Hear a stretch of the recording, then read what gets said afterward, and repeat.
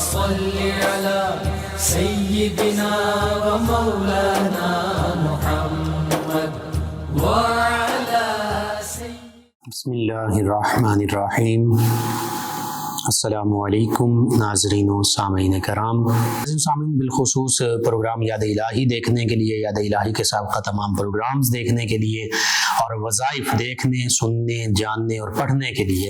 آپ ہمارے YouTube channel یاد الہی یعنی YAADSPACE یوٹیوب چینل یاد الہی کو سبسکرائب بھی کیجئے، لائک بھی کیجئے، کمنٹس بھی کیجئے، تاکہ یاد الہی کے مختلف پروگرامز اور وظائف سے آپ مکمل رہنمائی حاصل کر سکیں۔ جی ناظرین سامعین، پروگرام یاد الہی میں روزانہ عظیم ہستیوں کے تذکرے پاک کیے جاتے ہیں اور اس کے ساتھ ساتھ کچھ ایسے موضوعات پر گفتگو ہوتی ہے جن سے آپ کو رہنمائی حاصل ہوتی ہے۔ آج بہت ہی اہم موضوع مدینہ طیبہ کی فضیلت اور اہمیت، اور اس کے ساتھ ساتھ بالخصوص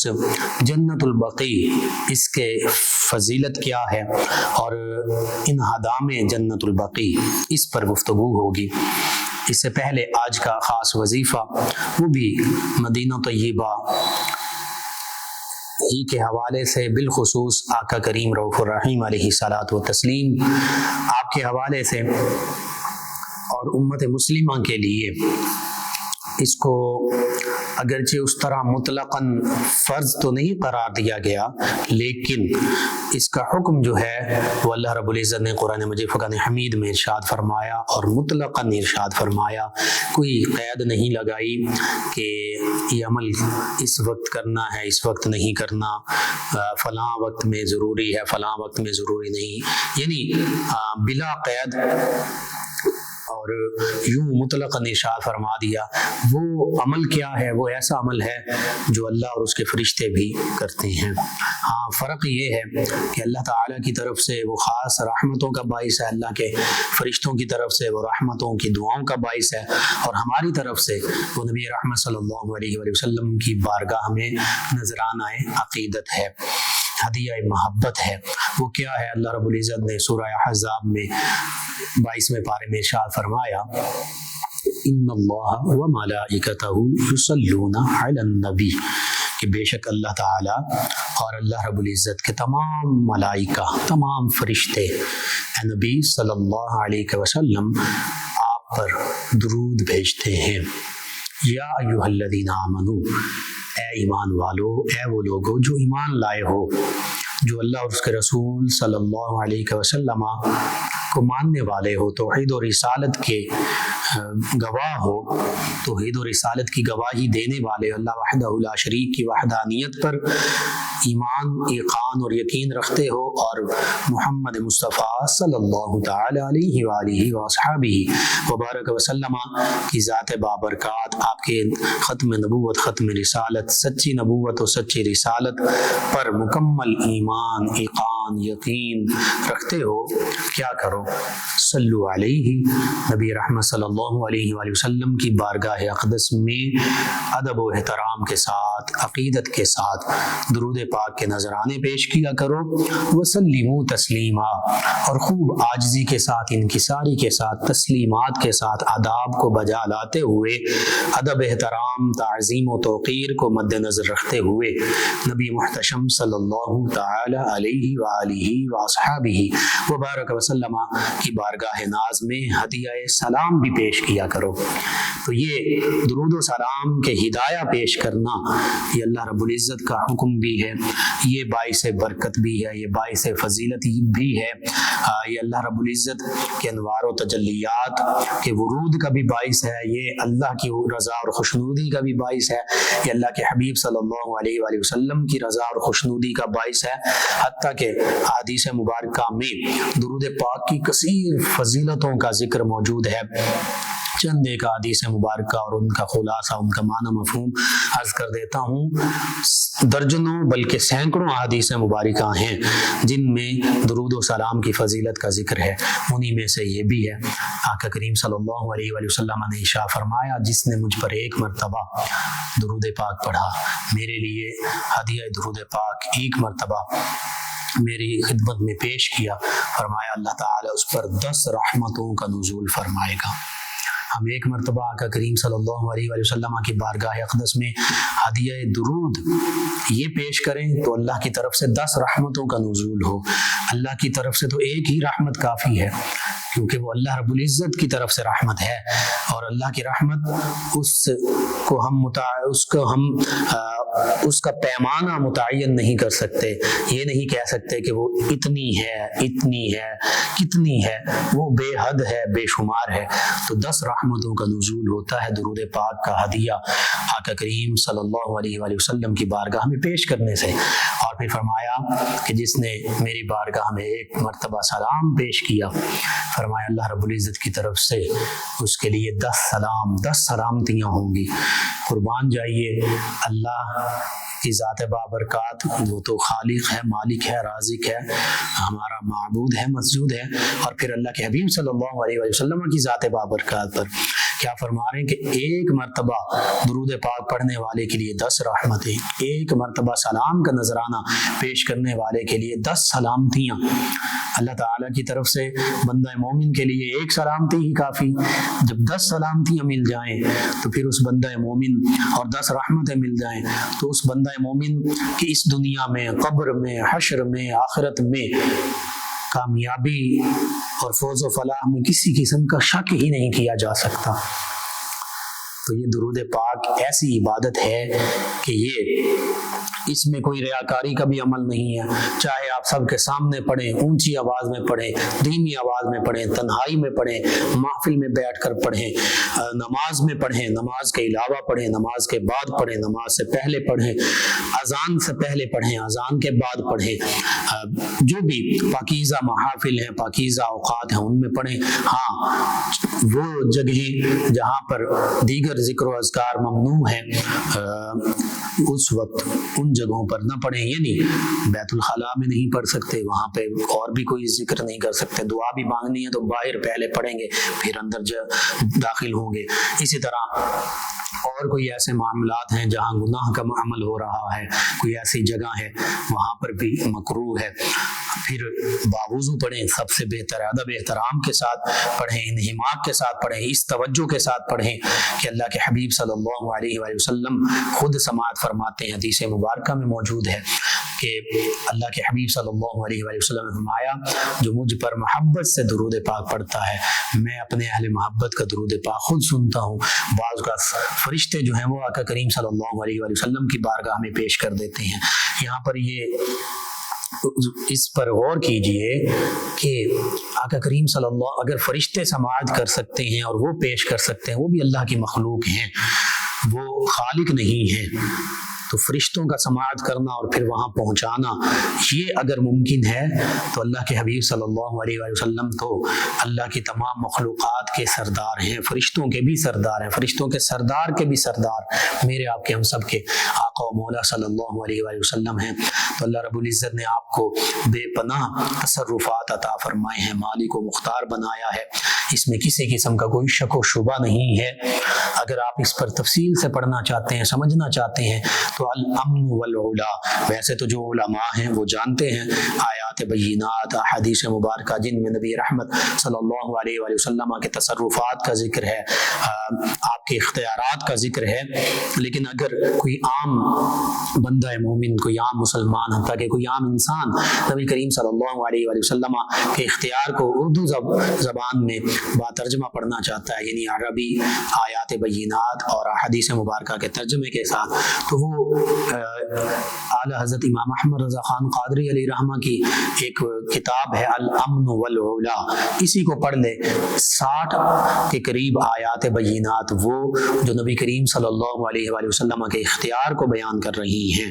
جن میں سے وما اغناہم اللہ من فضلہ ورسولہ بھی ہے۔ اللہ فرماتا ہے کہ اللہ نے اور اللہ کے رسول صلی اللہ علیہ وآلہ وسلم نے انہیں اپنے فضل سے غنی فرما دیا، یعنی اللہ بھی اپنے فضل سے غنی فرماتا ہے اور اللہ کے حبیب صلی اللہ علیہ وآلہ وسلم بھی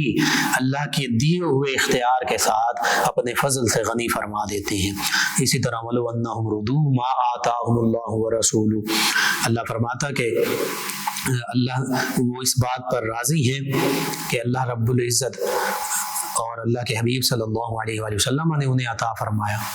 جو کچھ اللہ اور اللہ کے حبیب صلی اللہ علیہ وآلہ وسلم نے انہیں عطا فرما دیا وہ اس پر راضی ہیں اور اس پر راضی ہو جاتے۔ تو اس طرح 60 سے زیادہ آیات بینات الامن والعلا میں، جس میں نبی کریم صلی اللہ علیہ وآلہ وسلم کا عطا فرمانا، آپ کے اختیارات، آپ کے تصرفات جو اللہ تعالیٰ نے آپ کو عطا فرمائے ہیں ان کا ذکر موجود ہے۔ پھر 200 سے 300 تک احادیث مبارکہ جن میں نبی کریم صلی اللہ علیہ وآلہ وسلم کے تصرفات کا ذکر ہے، اختیارات کا ذکر ہے۔ تو بہرحال اگر کوئی عالم نہیں ہے، علماء بھی پڑھیں اور جو غیر عالم ہیں وہ بھی یہ کتاب پڑھیں، بازار سے بآسانی مل جاتی ہے۔ اسلامی جو مکتبے ہیں ان سے پتہ چلے گا نبی رحمت صلی اللہ علیہ وآلہ وسلم کو اللہ تعالیٰ نے اختیارات اور تصرفات کے حوالے سے کیا عظمت، کیا رفعت، کیا شان عطا فرمائی ہے۔ بہرحال نبی رحمت صلی اللہ علیہ وآلہ وسلم اپنے محبت والے غلاموں کا درود پاک خود سماعت فرماتے ہیں۔ قرآن مجید فرقان حمید میں اللہ رب العزت فرماتا ہے کہ شیطان اور اس کی ذریت کے بارے میں فرماتا ہے کہ وہ تمہیں وہاں سے دیکھتے ہیں جہاں تمہیں گمان بھی نہیں، جہاں سے تم نہیں دیکھ سکتے۔ اگر شیطان اور اس کے چیلے چماٹے ان کو اللہ نے یہ اختیار دیا ہے کہ وہ کہیں دور موجود ہوں تو وہاں سے انسانوں کو، مسلمانوں کو دیکھ رہے ہوتے ہیں کہ یہ کیا عمل کر رہے ہیں، تو پھر اللہ رب العزت کے پیارے حبیب صلی اللہ علیہ وآلہ وسلم کے لیے معاذ اللہ ثم معاذ اللہ یہ اختیار نہیں۔ وہ حور جو جنت میں موجود ہے، حدیث مبارکہ میں موجود ہے، جب کوئی خاتون اپنے شوہر سے لڑتی ہے تو وہ حور جنت سے کہتی ہے کہ اللہ کی بندی تو اس سے مت الجھ، تو اس سے مت لڑ، یہ تو تیرے پاس مہمان ہے اور یہ ہمارے پاس آنے والا ہے۔ وہ حور جو اس بندہ مومن کی جنت میں زوجہ بنے گی، وہ وہاں سے جنت سے دیکھ بھی رہی ہے، سن بھی رہی ہے سارے معاملات، اور وہاں سے وہ جواب بھی دے رہی ہے۔ ہاں ہم عام انسان، عامت المسلمین، ہم اس طرح اس حور کے وہ معاملہ نہیں دیکھ رہے، نہ اس کی گفتگو سن رہے ہیں، لیکن اللہ تعالیٰ نے اس حور کو بھی یہ اختیار عطا فرمایا، یہ نظر، یہ سماعت، یہ قوت بصیرت، یہ قوت سماعت عطا فرمائی ہے کہ وہ جنت میں جو کتنی مسافتوں پر ہے، وہاں سے انسانوں کو، ایمان والوں کو، میاں بیوی کو دیکھ رہی ہے اور ان کا جواب بھی دے رہی ہے، انہیں بیوی کو منع بھی کر رہی ہے، تو اس سے مت الجھ۔ تو آقا کریم صلی اللہ علیہ وآلہ وسلم کہ پھر اختیارات، تصرفات کا کیا عالم ہوگا، وہ وراء الورا ہے، وہ ہماری ناقص عقل اور فہم میں آنے والا ہی نہیں۔ بہرحال درود پاک کا وظیفہ ایسا وظیفہ ہے کہ کسی بھی حال میں رد نہیں ہوتا، نامقبول نہیں، یہ قبول ہی قبول ہے۔ یہ ایسی عبادت ہے کہ جو آپ اٹھنے کے بعد، سونے سے پہلے، دن میں، رات میں، جس وقت چاہیں آپ کر سکتے ہیں۔ بس چند ایک جو میں نے اشارے دیے کہ جو بری محافل اور مجالس ہیں وہاں مکروہ ہے، وہاں نہ پڑھیں،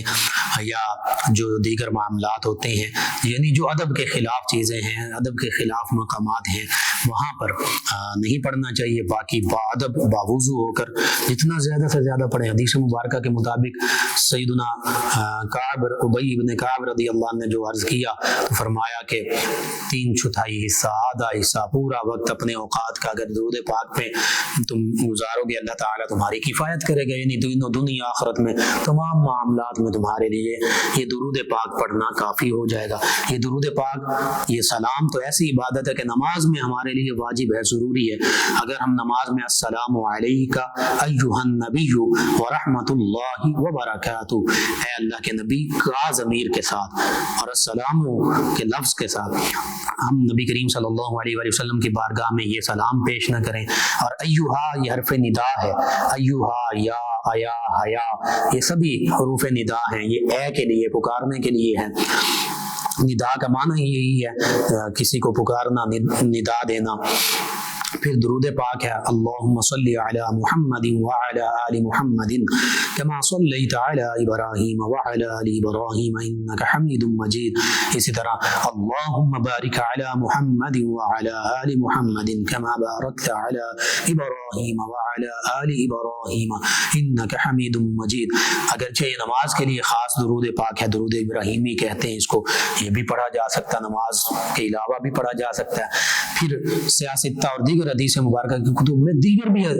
درود پاک موجود ہیں. کوئی بھی درود پاک منع نہیں ہے, کسی بھی صیغے سے پڑھا جا سکتا ہے درود و سلام. اور اب السلام علیکہ ایھا النبی یعنی السلام علیکہ یا نبی, اس کا یہی معنی ہے. یہی نماز میں ہم پڑھتے ہیں, یہی نماز کے بعد پڑھیں السلام علیکہ یا نبی اللہ, یا رسول اللہ, یا حبیب اللہ, یا خاتم النبیین, یا رحمت للعالمین, یا امام الانبیاء والمرسلین, یا جد الحسن والحسین. تو کوئی اس میں کہیں ممانعت نہیں ہے. تو اس لیے درود و سلام نماز میں بھی ضروری ہے, نماز میں نہیں پڑھتے تو نماز نہیں ہوتی. اتنا اہم ہے درود پاک نماز کے لیے. تو پھر نماز کے علاوہ بھی ہمیں پڑھنا چاہیے, کیونکہ کہیں منع نہیں ہے کہ فلاں وقت پڑھنا ہے, فلاں وقت نہیں پڑھنا. تو اس لیے زیادہ سے زیادہ پڑھیے, انشاءاللہ یہ دین و دنیا آخرت میں, قبر میں, حشر میں یہ آپ کے تمام معاملات میں کفایت کرے گا. تو یہ خاص وظیفہ تمام امت مسلمہ کے لیے, میرے لیے, آپ کے لیے, ہم سب کے لیے. آپ خود پڑھیے, اپنے اوراد و وظائف میں شامل کیجیے, اور اپنے اعزاء اقربا, رشتہ دار, پڑوسی, محلے دار امت مسلمہ تک پہنچائیے, انہیں بتائیے. میرے آپ کے ہمارے بتانے سے اور درود پاک کی کثرت کرنے سے آپ اس کو کر کے دیکھ لیجئے, اس کا تجربہ کر کے دیکھ لیجئے. سب وظیفوں سے بڑا وظیفہ ہے. اور حقیقت یہ ہے, اکثر لوگ مختلف وظائف پوچھتے ہیں مختلف چیزوں کے حوالے سے. اگر تمام مسلمان صرف درود پاک ہی کو بکثرت پڑھنے والے بن جائیں تو تمام برکتیں حاصل ہو جائیں گی, تمام پریشانیاں دور ہو جائیں گی, تمام مصیبتیں دور ہو جائیں گی, اور آسانیاں ہی آسانیاں اللہ رب العزت عطا فرما دے گا. یہ درود پاک ایسا خاص وظیفہ ہے. اور درود پاک پڑھنے والا, محبت کے ساتھ پڑھنے والا, اس عقیدت کے ساتھ اور اس تصور کے ساتھ کہ میں نبی کریم صلی اللہ علیہ وآلہ وسلم کی بارگاہ میں خود درود پاک آپ کے روزہ اطہر پر حاضر ہو کر آپ کی بارگاہ میں پیش کر رہا ہوں, جب ایسے تصور کے ساتھ پڑھیں گے تو پھر چہرے پر بھی نورانیت آپ کو حاصل ہوگی, دل میں قلبی سکون حاصل ہوگا, ذہنی سکون حاصل ہوگا. آپ کے تمام معاملات میں برکتیں ہی برکتیں ہوں گی. یا آپ کر کے دیکھیے. اگر میرے آپ کے ہمارے بتانے سے کسی بھی ہمارے مسلمان بھائی کو یہ وظیفہ کرنے سے فضیلتیں, برکتیں, رحمتیں حاصل ہوتی ہیں, تو انشاءاللہ یہ رحمتیں, یہ برکتیں ہمیں بھی حاصل ہوں گی. اللہ رب العزت ہمیں آسانیاں عطا فرمائے, ہمیں آسانیاں بانٹنے والا بنائے, مشکلات سے ہماری حفاظت فرمائے, آمین. جی ناظرین و سامعین, مدینہ طیبہ. اب مدینہ یہ ظاہری طور پر اس کا معنی ہے شہر, کسی بھی شہر کو مدینہ کہہ سکتے ہیں. اب مدینہ طیبہ کو مدینہ طیبہ اس لیے کہتے ہیں کہ اس شہر مدینہ المنورہ کا ایک نام مدینہ النبی صلی اللہ علیہ وآلہ وسلم بھی ہے, یعنی نبی رحمت صلی اللہ علیہ وآلہ وسلم کا شہر. اب پوری دنیا میں آپ اٹلس اٹھا کر دیکھ لیجئے, اگرچہ عربی میں ہر شہر کو مدینہ کہتے ہیں, لیکن جو گلوب پر, دنیا کے نقشے پر آپ کو مدینہ لفظ نظر آئے گا وہ صرف مدینہ النبی صلی اللہ علیہ وآلہ وسلم کے حوالے سے ملے گا. تو غور کیجئے, تو حقیقت میں مکہ المکرمہ بڑی فضیلتوں والا ہے, اس کی فضیلتوں کا کوئی انکار نہیں ہے, لیکن سمجھ یہ آ رہی ہے کہ حقیقی معنوں میں فضیلتوں والا شہر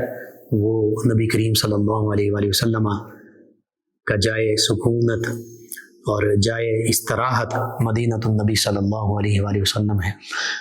اب مکہ المکرمہ کی کتنی فضیلتیں, اللہ کا پہلا گھر جو عبادت کے لیے لوگوں کی آسانی کے لیے بنایا گیا, فرشتوں نے سیدنا آدم علیہ السلام, سیدنا ابراہیم علیہ السلام نے تعمیر کیا, دیگر انبیاء و مرسلین بھی تعمیر کرتے رہے. آقا کریم صلی اللہ علیہ وآلہ وسلم حضر اسود کے نصب فرمانے میں خود بنفس نفیس شامل رہے, خود نصب فرمایا. بڑی برکتوں والا, بڑی فضیلتوں والا, کوئی انکار نہیں ہے. مکہ المکرمہ کعبۃ اللہ پر پہلی نظر پڑے, جو دعا مانگی جائے قبول, اور اللہ کی ہیبت و جلال اور رعب و دبدبہ وہ ہمیں مکہ المکرمہ میں نظر آتا ہے. خشیت الہی, تقوی کا پیکر انسان بن جاتا ہے مکہ المکرمہ میں جب حاضری ہوتی ہے. دوسری جانب جب مدینہ طیبہ حاضر ہوتا ہے تو اللہ رب العزت کی طرف سے مکۃ المکرمہ میں رحمتوں کا نزول ہو رہا ہے، مدینہ طیبہ میں مزید رحمتیں ہمیں حاصل ہوتی ہیں، اور پھر وہاں ایک جمالی مظہر ہمیں نظر آتا ہے، ایک ٹھنڈا ماحول اور سکون قلبی محسوس ہوتا ہے نبی رحمت صلی اللہ علیہ وآلہ وسلم کے وسیلہ جلیلہ سے۔ اور پھر جمہور علماء یعنی اکثر علماء فقہاء ان کا اس پر اجماع ہے، اتفاق ہے کہ اس کائنات میں سب سے فضیلت والی جگہ، افضل و اعلیٰ جگہ وہ ہے جہاں نبی کریم رؤوف الرحیم علیہ الصلاۃ والتسلیم آرام فرما ہے، یعنی مدینہ طیبہ میں روضہ مبارکہ۔ اس کی وجہ یہ ہے کہ اللہ رب العزت جسم سے پاک ہے، اللہ رب العزت مکان سے پاک ہے، اللہ رب العزت کا نہ کوئی جسم ہے نہ کوئی مکان ہے۔ تو جس ہستی جو خالق ہے اس کا نہ ہی جسم ہے نہ ہی مکان ہے۔ ہاں جسم اور مکان جو آقا کریم صلی اللہ علیہ وآلہ وسلم کے لیے ہے، تو اللہ کے تمام مخلوقات میں، تمام کائنات میں سب سے فضیلت والی ہستی نبی کریم صلی اللہ علیہ وآلہ وسلم ہے۔ تو جس جگہ نبی کریم صلی اللہ علیہ وآلہ وسلم آرام فرما ہے وہ جگہ کائنات میں سب سے افضل و اعلیٰ ہے، برتر و بالا ہے، فضیلت والی ہے، عظمت والی ہے، رفعت والی ہے، شان والی ہے۔ اسی طرح آقا کریم صلی اللہ علیہ وآلہ وسلم نے خود ارشاد فرما دیا، قرآن مجید فرقان حمید میں بھی ہے کہ ہم زمین میں اچھا ٹھکانہ عطا فرمائیں گے آقا کریم صلی اللہ علیہ وآلہ وسلم اور مہاجرین صحابہ کرام علیہم رضوان کو۔ تو وہ اچھا ٹھکانہ کون سا ہے؟ وہ سب سے اچھا ٹھکانہ مدینہ طیبہ ہے۔ پھر آقا کریم صلی اللہ علیہ وآلہ وسلم نے خود دعا فرمائی، سیدنا ابراہیم علیہ السلام نے مکۃ المکرمہ کے لیے دعا فرمائی تھی کہ اللہ مکۃ المکرمہ کو حرم بنا دے، اس میں برکتیں رکھ دے، اس میں اپنی تمام نعمتیں عطا فرما دے۔ تو مکۃ المکرمہ میں بظاہر کوئی کھیتی باڑی نہیں، لیکن دنیا کی ہر نعمت وہاں موجود ہوتی ہے، اور بے موسمی پھل، بے موسمی اجناس وہاں موجود ہوتی ہیں۔ یہ سیدنا ابراہیم علیہ السلام کی دعا کی برکت تھی، اللہ تعالیٰ نے مکۃ المکرمہ کو حرم بنا دیا، وہ حرم مکہ ٹھہرا۔ اور پھر نبی رحمت صلی اللہ علیہ وآلہ وسلم نے مدینہ طیبہ کے لیے دعا فرمائی کہ اللہ مدینہ طیبہ کو بھی حرم بنا دے مکۃ المکرمہ کی طرح، اس میں بھی فضیلتیں، برکتیں عطا فرما دے، بلکہ دعا مانگی کہ ڈبل برکتیں عطا فرما دے۔ اللہ رب العزت نے نبی رحمت صلی اللہ علیہ وآلہ وسلم اپنے خلیل کی دعا بھی قبول فرمائی، اپنے حبیب کی دعا بھی قبول فرمائی۔ مدینہ طیبہ حرم ٹھہرا، حرم مدینہ طیبہ بنا، یہاں پر برکتیں، فضیلتیں اللہ رب العزت نے رکھ دی۔ یہاں پر بھی ایسے ہی ہے کہ بے موسمی پھل اور اللہ کی نعمتیں، اللہ کی برکتیں وہ ہر لمحہ برس رہی ہیں، ہر لمحہ موجود ہیں۔ پھر نبی رحمت صلی اللہ علیہ وآلہ وسلم خود بنفس نفیس استراحت فرما ہیں، وما کان اللہ لیعذبہم وانت فیہم، اللہ نے فرمایا کہ چونکہ میرے حبیب صلی اللہ علیہ وآلہ وسلم تم میں موجود ہیں، ابھی بھی کفار موجود ہیں، یہود و نصارہ ہیں، ہنود ہیں، مشرکین ہیں، بتوں کی پوجا کرنے والے، آگ کی پوجا کرنے والے، مختلف قدرتی مظاہر کی پوجا کرنے والے، مختلف موجود ہیں لوگ، مختلف اپنے جھوٹے خدا جنہوں نے بنائے ہوئے ہیں ان کی پوجا کرتے ہیں۔ کچھ وہ ہیں یہود و نصارہ جنہوں نے معاذ اللہ ثم معاذ اللہ انبیاء و مرسلین علیہم الصلاۃ والتسلیم کو خدا یا خدا کا بیٹا بنا لیا۔ لیکن ان قوموں پر عذاب کیوں نہیں آتا جیسے پہلی قوموں پر عذاب آتا تھا؟ حالانکہ انہوں نے بھی نبی کریم صلی اللہ علیہ وآلہ وسلم کا انکار کیا، تو اللہ خود فرما رہا ہے کہ ان پر عذاب اس لیے نہیں آتا کہ میرے حبیب صلی اللہ علیہ وآلہ وسلم ان میں موجود ہیں۔ وما كان الله ليعذبهم وانت فيهم، کہ حبیب آپ ان میں تشریف فرما ہیں، آرام فرما ہیں، اسی کائنات ارضی میں تشریف فرما ہیں، تو میں اب اس زمین پر اس طرح عذاب نہیں لانے والا جیسے پہلے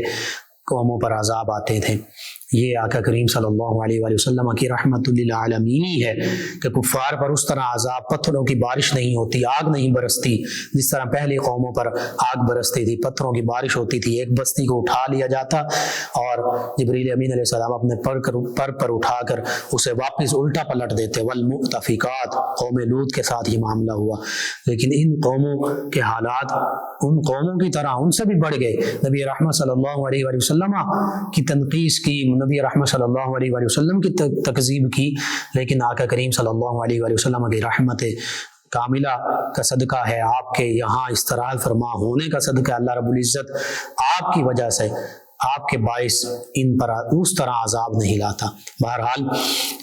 یہ مدینہ طیبہ یا آقا کریم صلی اللہ علیہ وآلہ وسلم کی فضیلتیں. پھر نبی رحمت صلی اللہ علیہ وآلہ وسلم نے ارشاد فرمایا ما بین بیتی و منبری روضۃ من ریاض الجنہ، فرمایا میرے کاشانہ مبارکہ اور میرے منبر مبارکہ اس کے درمیان جتنی جگہ ہے یہ تو جنت کے باغیچوں میں سے باغیچہ ہے، یہ جنت کی کیاریوں میں سے کیاری ہے، یہ جنت کے باغوں میں سے ایک باغ ہے. نبی رحمت صلی اللہ علیہ وآلہ وسلم جہاں آج استراحت فرما ہیں، جہاں روزہ مبارکہ ہے، یہ جنت کے باغوں میں سے باغ ہے، کیوں نہ فضیلت والا ہو، عظمت والا ہو، رفعت والا ہو، شان والا ہو. پھر نبی رحمت صلی اللہ علیہ وآلہ وسلم نے یہ بھی ارشاد فرمایا کہ تم میں جس سے ہو سکے مدینہ طیبہ میں جو مر سکے مدینہ طیبہ میں مرے، کیونکہ جو مدینہ طیبہ میں مرے گا میں اس کے ایمان کی گواہی بھی دوں گا اور میں اس کی شفاعت بھی کروں گا. اور یہ بھی فرما دیا کہ جس نے میری قبر مبارکہ کی زیارت کی میری شفاعت اس کے لیے واجب ہو گئی. کتنی احادیث مبارکہ موجود ہیں. قرآن مجید فرقان حمید خود گواہ ہے شفاعت کے لیے، اب بخشش کے لیے، توبہ کی قبولیت کے لیے، اللہ کی طرف سے رحم کے ہم مستحق بن جائیں، مستاق بن جائیں. سورۃ النساء 5ویں پارے میں اللہ نے فرمایا یہ مدینہ طیبہ کی آقا کریم صلی اللہ علیہ وآلہ وسلم کی آپ کی بارگاہ میں حاضری کی، چاہے وہ یہاں سے ہم آقا کریم صلی اللہ علیہ وآلہ وسلم کی بارگاہ میں روحانی طور پر حاضر ہو جائیں. اس کی یہ فضیلت ہے. وَلَوْ أَنَّهُمْ إِذْ ظَلَمُوا أَنفُسَهُمْ جَاءُوكَ، اللہ فرماتا ہے کہ اگر یہ ایمان والے اپنی جانوں پر ظلم کر بیٹھے، اور اس میں غیر مسلموں کے لیے بھی یہ آج بھی در کھلا ہے کہ اگر غیر مسلم بھی نبی کریم صلی اللہ علیہ وآلہ وسلم پر ایمان لے آئیں اور آقا کریم صلی اللہ علیہ وآلہ وسلم کی بارگاہ میں مدینہ طیبہ حاضر ہو جائیں، اور آپ کی بارگاہ میں حاضر ہونا یہ بھی ہے کہ آپ پر مکمل ایمان لے آئیں، آپ محبت کے ساتھ آپ کی بارگاہ میں حاضر ہو جائیں. تو فرمایا وَلَوْ أَنَّهُمْ ظَلَمُوا أَنفُسَهُمْ، اگر یہ اپنی جانوں پر ظلم کر بیٹھیں جاؤک، تو پھر اے حبیب صلی اللہ علیہ وآلہ وسلم انہیں چاہیے کہ یہ آپ کی بارگاہ میں حاضر ہو جائیں، یہ مدینہ طیبہ حاضر ہو جائیں. پھر کیا کریں؟ پھر یہ اللہ تعالیٰ سے توبہ استغفار کریں، واستغفر اللہ سے معافی طلب کریں، فاستغفر اللہ، بس اللہ سے معافی طلب کریں، واستغفر لهم الرسول، اور اللہ کے حبیب صلی اللہ علیہ وآلہ وسلم کی بارگاہ میں استغاثہ پیش کریں کہ اللہ کے حبیب صلی اللہ علیہ وسلم آپ بھی ہماری شفاعت فرما دیجئے، سفارش فرما دیجئے، ہمارے لیے اللہ کی بارگاہ سے معافی دلا دیجئے. تو فرمایا 3 چیزیں، اللہ کے حبیب صلی اللہ علیہ وآلہ وسلم کی بارگاہ میں حاضر ہونا. ہر بندہ مومن گناہ گار ہے، کوئی بھی یہ نہیں کہہ سکتا کہ میں فرشتہ ہوں، میں گناہوں سے پاک ہوں. تو چونکہ ہر ایک گناہ گار ہے تو پھر اللہ کے حبیب صلی اللہ علیہ وآلہ وسلم کی بارگاہ میں حاضر ہونا یہ اللہ کا حکم ہے، یہ پہلی شرط حاضر ہونا. دوسری شرط اللہ سے توبہ کے طلبگار ہونا. تیسری شرط اللہ کے حبیب صلی اللہ علیہ وآلہ وسلم کا وسیلہ پیش کرنا، ان کی بارگاہ میں استغاثہ پیش کرنا کہ آپ بھی ہماری معافی کے لیے دعا فرما دیجئے، آپ بھی ہماری معافی کے لیے وسیلہ بن جائیے. تو اللہ فرماتا ہے نبی رحمت صلی اللہ علیہ وآلہ وسلم کا وسیلہ، آپ کی بارگاہ میں حاضری کا وسیلہ، اللہ سے توبہ، اور پھر اللہ کے حبیب صلی اللہ علیہ وآلہ وسلم کی شفاعت اور سفارش. یہ 3 چیزیں جب ہو جائیں گی، یہ 3 شرطیں پوری ہو جائیں گی، تو اللہ فرماتا ہے لَوَجَدُ اللَّهَ تَوَّابًا رَحِيمًا، تم ضرور بھی ضرور اللہ رب العزت کو بہت زیادہ توبہ قبول فرمانے والا اور رحم فرمانے والا پاؤ گے. تو اللہ تعالیٰ توبہ اس وقت قبول فرماتا ہے جب ہم اللہ کے حکم کے مطابق اللہ کے حبیب صلی اللہ علیہ وآلہ وسلم کی بارگاہ میں حاضر ہو جائیں، توبہ استغفار کریں، اللہ کے حبیب بھی ہماری شفاعت فرما دیں، پھر ہماری توبہ بھی ہے، بخشش بھی ہے، ہمارے لیے رحمت بھی ہے، مغفرت بھی ہے. اب یہاں پہ مفسرین نے تفصیل سے کلام کیا کہ اگر کوئی غریب بندہ مومن وہ مدینہ طیبہ حاضر نہیں ہو سکتا تو پھر وہ کیا کرے؟ پھر وہ آقا کریم صلی اللہ علیہ وآلہ وسلم کی بارگاہ میں درود و سلام کے نذرانے پیش کرے، اپنی شفاعت کے لیے استغاثہ پیش کرے، اللہ کی بارگاہ میں توبہ استغفار کرے، تو انشاءاللہ وہ بھی اللہ تعالیٰ کے اس حکم کا مصداق بن جائے گا. جیسے امام غزالی علیہ الرحمہ نے لکھا کہ جب نماز میں درود و سلام پڑھو تو ایسے ہی بے توجہی کے ساتھ مت پڑھو، بلکہ یوں تصور کرو کہ میں نبی کریم صلی اللہ علیہ وآلہ وسلم کی بارگاہ میں حاضر ہوں، ادب احترام کے ساتھ پیش کرو۔ بس اسی طرح ادب احترام کے ساتھ آقا کریم صلی اللہ علیہ وآلہ وسلم کی بارگاہ میں حاضر ہو جائیں، تصور میں آنکھیں بند کیے ہوئے اللہ کی بارگاہ میں توبہ کیجئے، اور پھر نبی رحمت صلی اللہ علیہ وآلہ وسلم کا وسیلہ پیش کیجئے، نبی رحمت صلی اللہ علیہ وآلہ وسلم کی شفاعت، اللہ کی بارگاہ میں توبہ، اللہ کے حبیب صلی اللہ علیہ وآلہ وسلم کی بارگاہ کی بادب حاضری جب مل جائے گی تو انشاءاللہ توبہ بھی قبول ہو جائے گی، اللہ کی طرف سے رحمت و بخشش بھی ہوگی۔ جنت البقیع بھی مدینہ طیبہ میں، مدینہ طیبہ کا ہر ذرہ وہ شفا والا ہے۔ آقا کریم صلی اللہ علیہ وآلہ وسلم اللہ کا نام لیتے، مدینہ طیبہ کی مٹی لیتے، اپنا لعاب دہن مبارک لگاتے اور فرماتے کہ اللہ کے نام کے ساتھ، ہماری زمین کی مٹی کے ساتھ، ہمارے باز کے لعاب کے ساتھ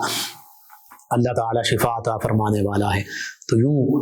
مریضوں کو، بیماروں کو شفا حاصل ہو جاتی تھی، ظاہری بات نہیں، ہر قسم کی شفائیں مدینہ طیبہ سے ملتی ہیں۔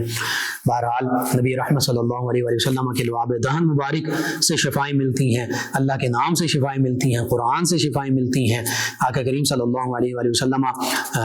کے مدینہ طیبہ کی مٹی سے، مبارک مٹی سے شفائیں ملتی ہیں۔ تو جنت البقیع بھی اسی مدینہ طیبہ میں موجود ہے، جہاں یہ مدینہ طیبہ سے مشرق کی جانب موجود مشہور قبرستان ہے، بظاہر اسے بقیع الغرقد بھی کہتے ہیں اور مقابر البقیع بھی کہتے ہیں، جنت البقیع بھی کہتے ہیں۔ عرب لوگ اپنے قبرستانوں کو جنت کے نام سے پکارتے تھے، تو جنت البقیع بن گئی اور حقیقت میں جنت البقیع ہے۔ اور پھر یہاں پر نبی رحمت صلی اللہ علیہ وآلہ وسلم کو اللہ تعالیٰ کی طرف سے یہ حکم ہوا کہ آپ اسی کو قبرستان بنائیے۔ مستدرک للحاکم میں یہ حدیث مبارکہ موجود ہے، نبی رحمت صلی اللہ علیہ وآلہ وسلم نے فرمایا مجھے اس جگہ یعنی بقیع کے انتخاب کا حکم ہوا ہے۔ آقا کریم صلی اللہ علیہ وآلہ وسلم نے سیدنا عثمان بن مظعون اور سیدنا اسعد بن زرارہ، یہ دو پہلے خوش نصیب صحابہ کرام ہیں مہاجرین اور انصار میں سے جن کا وصال ہوا، تو آقا کریم صلی اللہ علیہ وآلہ وسلم کے حکم کے مطابق انہیں جنت البقیع میں ہی ان کی تدفین کی گئی۔ پھر بعد میں نبی رحمت صلی اللہ علیہ وآلہ وسلم کے کثیر صحابہ کرام، 10,000 کے قریب صحابہ کرام علیہم الرضوان، ان کا مدفن بنا جنت البقیع، اور 9 ازواج مطہرات، ہم مومنوں کی 9 مائیں، ان کا مدفن بنا یہ جنت البقیع۔ اسی طرح اہل بیت اطہار میں سے ازواج مطہرات 9 جو ہیں وہ ہیں آقا کریم صلی اللہ علیہ وآلہ وسلم کی اس پاکیزہ زمین میں جن کی تدفین کی گئی۔ پھر اہل بیت کرام میں نبی کریم صلی اللہ علیہ وآلہ وسلم کے چچا جان سیدنا عباس رضی اللہ عنہ اور غالباً سیدنا عبداللہ بن عباس رضی اللہ عنہ، وہ بھی یہیں ان کی تدفین ہوئی۔ پھر نبی رحمت صلی اللہ علیہ وآلہ وسلم کے دیگر اہل بیت، آپ کے قرابت دار، آپ کے خانوادے میں سے سیدنا عثمان بن عفان رضی اللہ عنہ جو آپ کے داماد ہیں، دوہرے داماد ہیں، ان کی تدفین یہی ہوئی۔ پھر سیدہ فاطمہ الزہراء طیبہ طاہرہ رضی اللہ عنہ، ان کی تدفین یہاں۔ پھر سیدنا امام حسن رضی اللہ عنہ، سیدنا امام علی زین العابدین رضی اللہ عنہ، سیدنا امام محمد الباقر رضی اللہ عنہ، سیدنا امام محمد جعفر الصادق رضی اللہ عنہ، اسی طرح دیگر کثیر اہل بیت کرام، صحابہ کرام، پھر تابعین اعظام، تبع تابعین اعظام، علماء، فقہاء، صلحاء، تو امت کے صالحین اور عظیم سے عظیم ہستیوں کی تدفین اس جنت البقیع میں ہوئی۔ حتیٰ کہ سیدنا عبد الرحمن بن عوف رضی اللہ تعالیٰ عنہ، عشرہ مبشرہ میں سے، دیگر کئی عشرہ مبشرہ میں سے صحابہ کرام، ان کی تدفین اسی جنت البقیع میں۔ اور آقا کریم صلی اللہ علیہ وآلہ وسلم صحیح مسلم میں موجود کہ خاص طور پر اس قبرستان جنت البقیع میں تشریف لے جایا کرتے تھے اور اہل بقیع کے لیے مغفرت اور بخشش اور درجات کی بلندی کی دعا فرمایا کرتے تھے۔ اور پھر آقا کریم صلی اللہ علیہ وآلہ وسلم نے یہ فرمایا، ترمذی اور مجمع الزوائد میں یہ حدیث مبارکہ کی کتب ہے، تفصیل کے ساتھ موجود ہے، فرمایا کہ روز محشر سب سے پہلے میری قبر مبارکہ جو ہے یہ شق ہوگی اور میں اپنی قبر مبارکہ سے باہر آؤں گا۔ پھر سیدنا ابوبکر صدیق رضی اللہ عنہ وہ باہر آئیں گے، پھر سیدنا عمر فاروق اعظم رضی اللہ عنہ، پھر فرمایا کہ ہم جنت البقیع کی طرف چلیں گے اور جنت البقیع والے جو ہیں وہ میرے ساتھ اٹھائے جائیں گے۔ پھر بعض روایات میں یہ ہے کہ جنت المعلا، اور یوں آقا کریم صلی اللہ علیہ وآلہ وسلم کے ساتھ یہ تمام صحابہ کرام، اہل بیت کرام، خلفاء راشدین، تابعین، تبع ताबईन, ये अजीम हस्तियाँ ये होंगी और फिर अल्लाह ताला की बारगाह में यूँ हाज़िरी होगी। इसी तरह आका करीम सल्लल्लाहु अलैहि वसल्लम ने इरशाद फरमाया कि इस कब्रिस्तान जन्नतुल बक़ी से 70,000 ऐसे लोग उठाए जाएंगे जो बगैर हिसाब के जन्नत में दाखिल होंगे। दीगर रिवायात में ये कि उनके चेहरे 14वीं रात के चांद से भी ज़्यादा नूर वाले होंगे, चमकते दमकते होंगे। और फिर यहाँ दफन होने वालों के लिए मगफरत की दुआ फरमाई गई। आका करीम सल्लल्लाहु अलैहि वसल्लम ने इरशाद फरमाया, अल्लाह बक़ीए गरक़द वालों की मगफिरत फरमा, यानी जो यहाँ जिनकी तदफीन हो उनकी बख्शिश और मगफिरत हो जाए। मदीना तय्यबा में जो मरेंगे यहीं तदफीन होगी, बख्शिश और मगफिरत और शिफात और ईमान की गवाही के खुद आका करीम सल्लल्लाहु अलैहि वसल्लम इसके हवाले से इरशाद फरमा रहे हैं। तो बड़ी फजीलतें हैं, बड़ा अहमियत है जन्नतुल बक़ी की, जो यहाँ मदीना तय्यबा में जिससे हो सके, जो मर सके उसे चाहिए वहीं मौजूद रहे, वहीं उसका आखिरी वक्त आए, जन्नतुल बक़ी उसे नसीब हो। तो फिर कैसी ही बात होगी, वो अल्लाह की बारगाह में किस खूबसूरत अंदाज के साथ हाजिर हो जाएगा अल्लाह के हबीब सल्लल्लाहु अलैहि वसल्लम के शहर मुक़द्दसा में। अल्लाहुम्मा सल्लि अला सय्यिदिना व मौलाना मुहम्मद व अला समाअत फरमा रहे हैं प्रोग्राम याद इलाही। नाज़रीन सामीन, इस दौरान हमें ज्वाइन किया अब्दुल अजीज़ साहिब ने, दुआओं से नवाजा, आपका शुक्रिया। अरशद साहिब ने सांगला हिल से इन्होंने ज्वाइन किया। ये कहते हैं कि अहले इलाका आपका प्रोग्राम समाअत करते हैं, जी आपका भी शुक्रिया। सबा साहिबा ने औलाद के हवाले से पूछा। सूरतुल कौसर, ये ननकाना साहिब से आपने में ज्वाइन किया। सूरतुल कौसर ये 111 मरतबा रोज़ाना पढ़ें, बिस्मिल्लाहिर्रहमानिर्रहीम हर मरतबा पढ़ेंगे, अव्वल आखिर ताक़दाद में दुरूद पाक पढ़ेंगे, इंशाअल्लाह अल्लाह ताला औलाद से नवाजेगा। नासिर साहिब मलकपुर से नज़र की कमज़ोरी के हवाले से पूछें। आप बेशक बिल्कुल इलाज भी करवाइए, और इसके साथ साथ जो पुराने कोई मुआलिज हैं, हकीम हैं, उनसे मिलिए, देसी इलाज उसकी भी कोशिश कीजिए। और या नूरू इसको कसरत से पढ़ें, इंशाअल्लाह अल्लाह ताला बेहतरी फरमा देगा। अब्दुर्रहमान साहिब इन्होंने कहा कि एक शख्स है वो झूठी कस्में, इनके मुताबिक उन्होंने कहा कि लोगों को यकीन दिलाने के लिए कस्में उठाता है, तो कस्में बिला वजह नहीं उठानी चाहिए, ये गलत मामला है, चाहे कोई भी हो उनसे मना करना चाहिए। नाज़रीन सामीन, जन्नतुल बक़ी के हवाले से गुफ्तगू हो रही है। हमारा बहुत बड़ा एक अलमिया है और बड़े दुख से ये बात मजबूरन कहना पड़ती है कि 8 शवालुल मुकर्रम 1344 हिजरी, आज से तकरीबन 100 बरस पहले 1925 में ये एक अजीम सानहा पेश आया कि जो सऊदी हुकूमत उस वक्त कायम हुई, ये तारीख़ी हकीकत है, इसको कोई झुठला नहीं सकता। मुख्तलिफ कुतुब में भी इसकी तफसील मौजूद है, हत्ता कि गैर मुस्लिम जो हैं उन्होंने भी इस पे लिखा है, गैर मुस्लिम राइटर्स जो हैं उन्होंने भी तफसील के साथ लिखा, मुसलमानों ने भी लिखा और मुसलमानों के तमाम मकातिब फ़िक्र के लोगों ने लिखा। यहाँ से एक कमेटी ख़ास तौर पर गालिबन मौलाना मोहम्मद अली जौहर उनकी क़ियादत में हिजाज़ मुक़द्दस, आज का जो सऊदी अरब है, यहाँ गई थी इस मामले की तहकीक के लिए कि जो मुसलमानों में गम व गुस्सा इस वजह से यहाँ मौजूद था कि मुसलमानों को पता चला, पूरी दुनिया के मुसलमानों को, अरब के मुसलमान थे, तुर्की के मुसलमान थे, हिंदुस्तान के मुसलमान थे, मशरिक़ वस्ता के मुसलमान थे, उन्हें ये पता चला कि ये नई हुकूमत आई है, तो इन्होंने जन्नतुल माला मक्कतुल मुकर्रमा में तमाम क़ुबूर मुबारका, मज़ार मुबारका जो हैं उन पर बिलडोज़र चला दिया, बिलडोज कर दिया गया। इसी तरह मदीना तय्यबा में तमाम जो मज़ारात मुबारका सहाबा किराम, अहले बैत किराम इनके हैं, उनको बिलडोज कर दिया गया, हत्ता कि यहाँ तक कहा गया कि ये शिरक है और ये सनम अकबर हैं और इस तरह की बातें की गई। हत्ता कि मदीना तय्यबा में रोज़ा मुतहरा इसके गिराने का भी मामला दरपेश था, लेकिन मुसलमानों की बहुत ज़्यादा जो मुखालिफत थी और गम गुस्सा था, उसकी वजह से ये इस मामले से पीछे हटा गया। तो यौम नहदा में जन्नतुल बक़ी को जब हम देखते हैं तो दुख होता है कि उम्मत मुस्लिमा और फिर ऐसे लोग जो खुद को मुसलमान कहलाने वाले, बजाय ये कि कुरान और सुन्नत और तारीख़ी आसार, आज उसी सऊदी अरब में पहली जो कौमें हैं उनके आसार जो है उनको महफूज किया जा रहा है। कौम समूद और दीगर कौमों के आसार मौजूद हैं सऊदी अरब के दूर दराज इलाकों में, तबूक, दमाम और इन इलाकों की तरफ, दीगर इलाकों की तरफ। تو وہ آج محفوظ کیے جا رہے ہیں. لیکن جو نبی رحمت صلی اللہ علیہ وآلہ وسلم سے نسبت رکھنے والے آثار تھے، متبرک مقامات تھے، جو اہل بیت کرام، صحابہ کرام، ان ہستیوں سے منسوب مقامات تھے، ان کو گرا دیا گیا. ان کو معاذ اللہ ثم معاذ اللہ وہ ہمت ہی نہیں کہنے میں کہ آقا کریم صلی اللہ علیہ وآلہ وسلم کے روزہ مبارکہ کے بارے میں کیا نازیبا کلمات کہے گئے.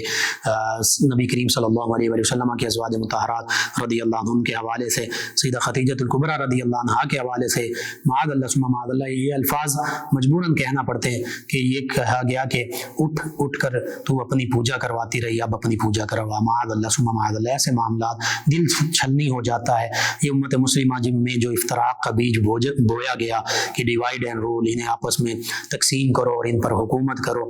تو آج ہم اس پستی کا شکار ہیں. آج ہمیں اکٹھا ہونا چاہیے تھا، متحد ہونا چاہیے تھا، متفق ہونا چاہیے تھا. نبی رحمت صلی اللہ علیہ وآلہ وسلم کی تعظیم اور توقیر بجا لانی چاہیے تھے. مسلمان غیر مسلموں کے خلاف لڑنے والے ہوتے،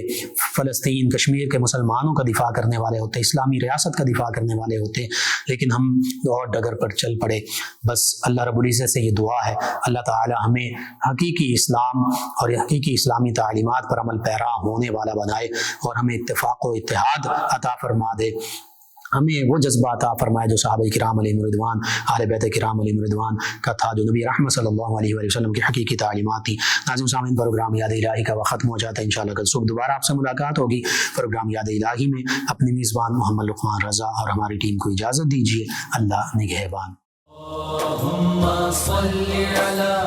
سيدنا ومولانا محمد وعلى